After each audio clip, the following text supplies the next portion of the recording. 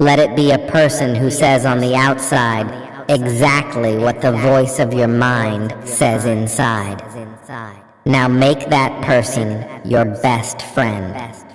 After all, how many friends do you spend all of your time with and pay absolute attention to every word they say? How would you feel if someone outside really started talking to you the way your inner voice does?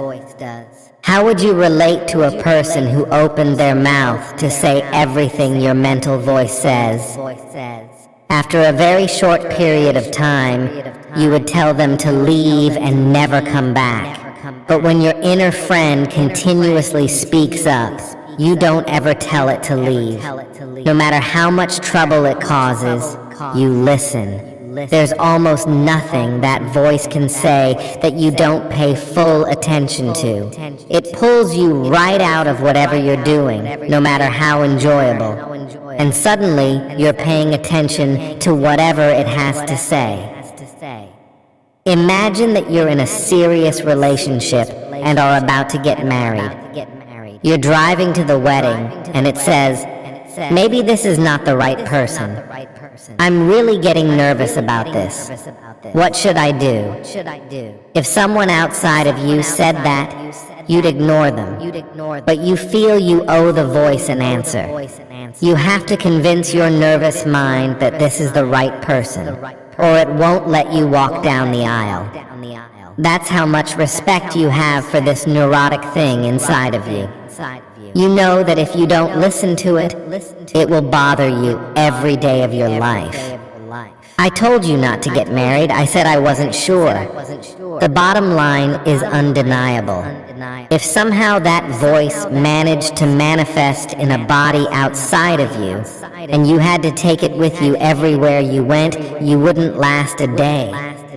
If somebody were to ask you what your new friend is like, you'd say, "This is one seriously disturbed person." Just look up neurosis in the dictionary and you'll get the picture. That being the case, once you've spent a day with your friend, what is the probability you'd go to them for advice? After seeing how often this person changed their mind, how conflicted they were on so many subjects, and how emotionally overreactive they tended to be, would you ever ask your inner roommate 21 them for relationship or financial advice? As amazing as it seems, you do just that every moment of your life, having taken its rightful place back inside of you. It is still the same person who tells you what to do about every aspect of your life. Have you ever bothered to check its credentials?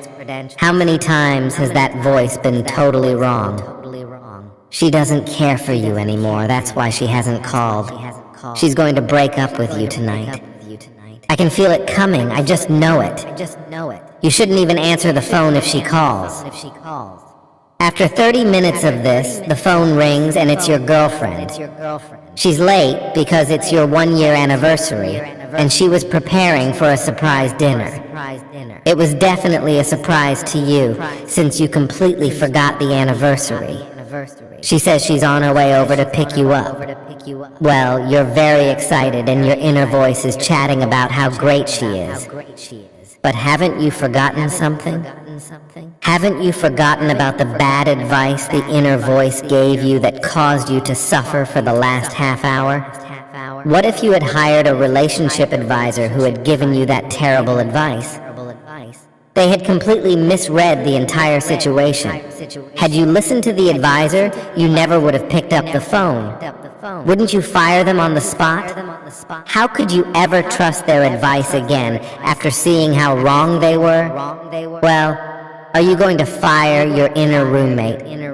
After all, its advice and analysis of the situation were totally wrong. No, you never hold it responsible for the trouble it causes. In fact, the next time it gives advice, you're all ears. Is that rational?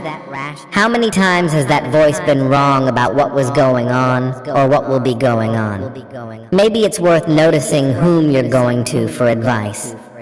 When you've sincerely tried these practices of self-observation and awareness, you'll see that you're in trouble. You'll realize that you've only had one problem your entire life, and you're looking at it. It's pretty much the cause of every problem you've ever had. Now the question becomes, how do you get rid of this inner troublemaker? The first thing you'll realize is that there's no hope of getting rid of it until you really want to.